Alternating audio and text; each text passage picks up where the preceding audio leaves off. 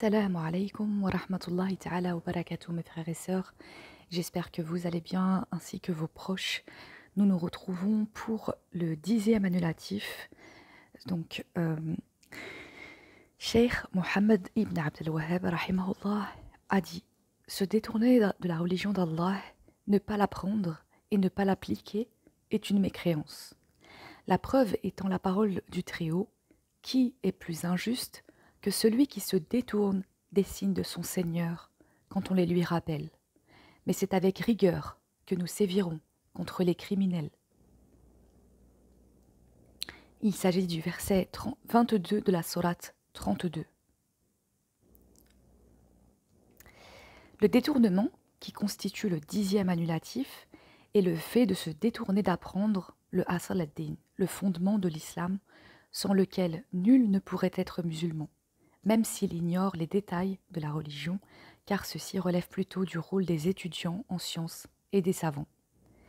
Cheikh Abdel Latif ibn Abdelrahman ibn Hassan fut interrogé au sujet du détournement qui constitue un annulatif de l'islam. Il répondit: la situation des gens varie d'une personne à une autre en fonction du degré de foi de chacun, à condition que la base même de la foi, asl al-iman, soit présente. Ainsi, la négligence porte sur tout ce qui est en deçà comme obligation et recommandation. En revanche, si le fondement par lequel l'homme devient musulman est absent et que l'homme s'en détourne complètement, ceci constitue une mécréance du détournement. Celui qui s'en rend coupable est concerné par la parole du Très-Haut.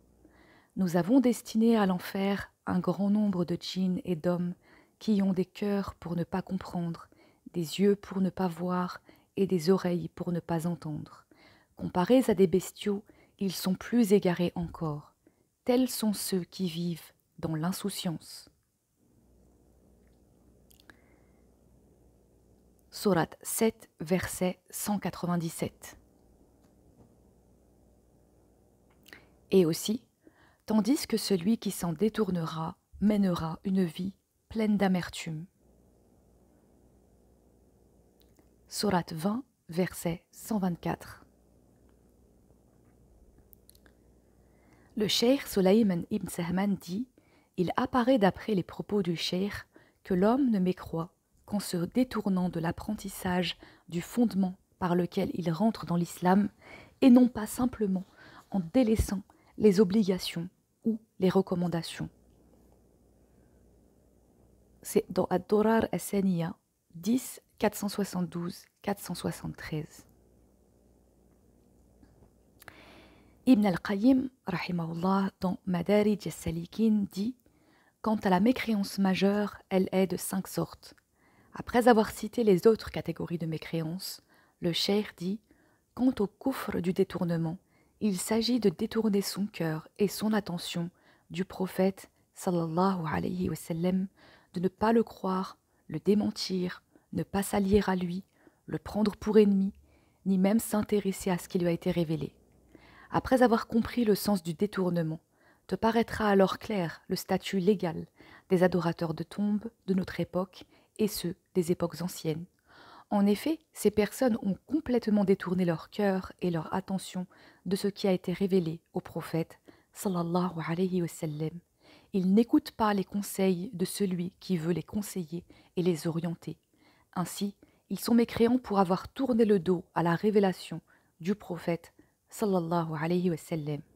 Allah a dit: mais ceux qui ont mécru n'ont cure des avertissements qui leur sont donnés. Il s'agit de la sourate 46, verset 3. D'ailleurs, il n'est pas correct de dire que ces gens-là sont ignorants et qu'ils ne mécroient pas à cause de leur ignorance. L'ignorant est celui qui, quand on lui montre son erreur, se soumet à la vérité et revient sur le batil, le faux, dans lequel il était. Tandis que ces gens-là persistent à adorer leurs idoles et n'écoutent pas la parole d'Allah ou de son prophète sallallahu alayhi wa sallam. Ils n'ont cure des conseils qui leur sont prodigués et vont jusqu'à s'en prendre à ceux qui désapprouvent leurs pratiques invalides et leurs rébellions. Les concernant, la preuve, hujja, fut établie et ils n'ont pas d'excuse à part l'entêtement. Allah a dit « Qui est plus injuste que celui qui se détourne des signes de son Seigneur quand on les lui rappelle ? Mais c'est avec rigueur que nous sévirons contre les criminels. » Sourate 32, verset 22. Le statut de celui qui plaisante, du sérieux de celui qui a peur et le statut du contraint.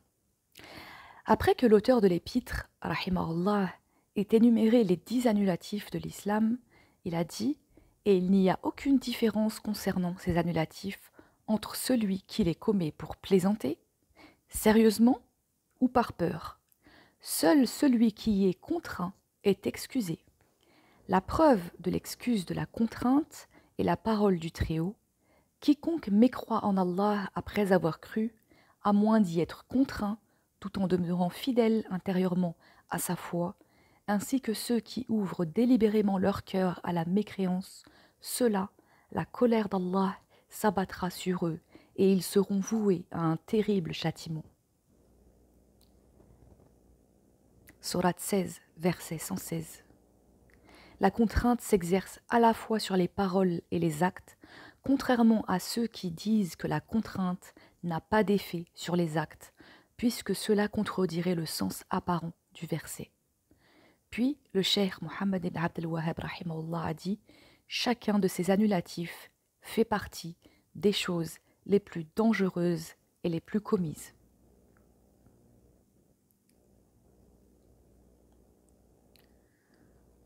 Tout à l'heure, lorsque nous parlions du fait de, il n'y a aucune différence concernant ces annulatifs entre celui qui les commet pour plaisanter sérieusement ou par peur, seul celui qui est contraint est excusé. Il y avait aussi une note, la peur pour ses biens ou pour son rang, comme nous le verrons par la suite dans les propos du cheikh rahimahullah. Donc, après, il y a la conclusion. En conclusion, nous citerons quelques propos tenus par le cheikh Mohammed ibn Abd al-Wahhab rahimahullah dans Kashf al-Shubuhat, le dévoilement des ambiguïtés, car ce sont des précisions importantes et d'une grande valeur qui illustrent bien ce qui a précédé et qui dissipent les doutes et les confusions qui peuvent encore subsister.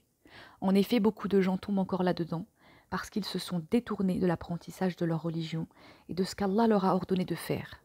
Il a dit, rahimahullah, il n'y a aucune divergence au sujet du fait que le monothéisme, at-tawhid, se réalise à la fois dans le cœur, par la parole et l'action.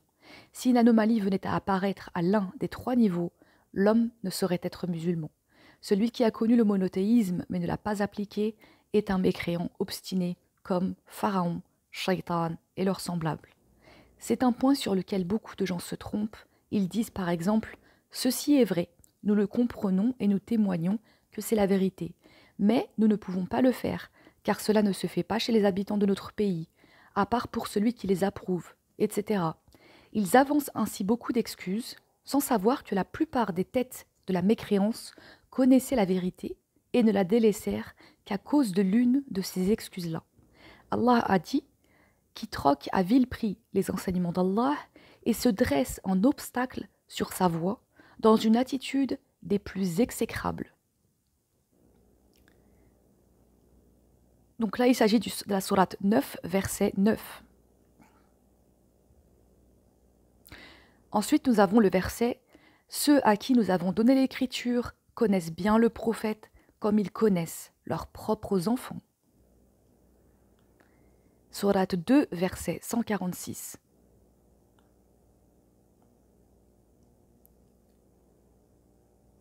Quant à celui qui pratique le monothéisme en apparence, sans le comprendre ou y croire dans son cœur, il est hypocrite, pire que le simple mécréant. Allah a dit « En vérité, les hypocrites seront relégués au plus bas degré de l'enfer. » Il s'agit de la sourate 4, verset 145. Il s'agit d'un sujet vaste et d'une grande importance. Lorsque tu observes attentivement ce que les gens disent, tu te rendras compte que bon nombre d'entre eux connaissent la vérité, mais délaissent son application par peur de perdre une part dans ce bas monde, de crainte de devoir renoncer aux honneurs ou de déplaire à quelqu'un. En parallèle, tu rencontreras celui qui applique le monothéisme en apparence, mais pas dans son fort intérieur, Et si tu l'interroges au sujet de la croyance établie dans son cœur, tu t'apercevras qu'il ne la connaît pas. En fait, tu dois dûment comprendre 2 versets. Le premier est la parole du Très-Haut. Ne vous excusez pas, vous avez bel et bien mécru après avoir eu la foi. Verset 66 de la sourate 9. Lorsque tu t'aperçois que certains compagnons, radiallahu anhum, aux compagnons en général, qui ont combattu les Romains aux côtés du prophète sallallahu alayhi wa sallam, ont mécru, astaghfirullah, à cause d'une parole qu'ils prononcèrent pour plaisanter et jouer, il t'apparaîtra alors que le cas de celui qui prononce une parole de mécréance ou qui commet un acte de mécréance par peur de voir ses biens, ses honneurs ou l'estime des gens diminuer, est pire que le cas de celui qui dit du kufr pour plaisanter. Le deuxième verset est la parole du Très-Haut. Quiconque mécroit en Allah après avoir cru, à moins d'y être contraint tout en demeurant fidèle intérieurement à sa foi, ainsi que ceux qui ouvrent délibérément leur cœur à la mécréance, ceux-là, la colère d'Allah s'abattra sur eux et ils seront voués à un terrible châtiment pour avoir préféré la vie d'ici-bas à celle de l'au-delà. Sourate 16, versets 106 et 107.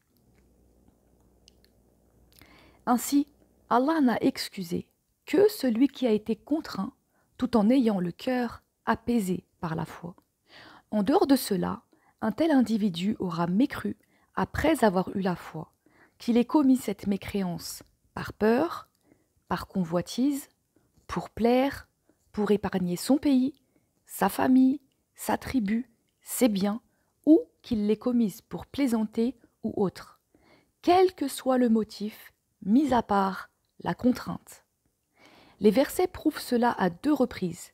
D'abord parce qu'Allah dit « à moins d'y être contraint », il n'a fait exception que du contraint, et il est évident que l'homme ne peut être contraint qu'à prononcer une parole ou à commettre une action, car la contrainte ne peut avoir aucun effet sur la conviction du cœur. Ensuite, Allah dit « pour avoir préféré la vie d'ici-bas à celle de l'au-delà ». Allah a déclaré que la mécréance et le châtiment qui s'ensuit n'a pas émané à cause de la conviction, l'ignorance, la haine de la religion ou l'amour de la mécréance, mais que la raison de cela fut bel et bien la volonté d'obtention d'une part de ce bas monde qui a été privilégiée à la religion, et Allah demeure le plus savant. Wassalamu alaykum wa rahmatullahi ta'ala wa barakatuh.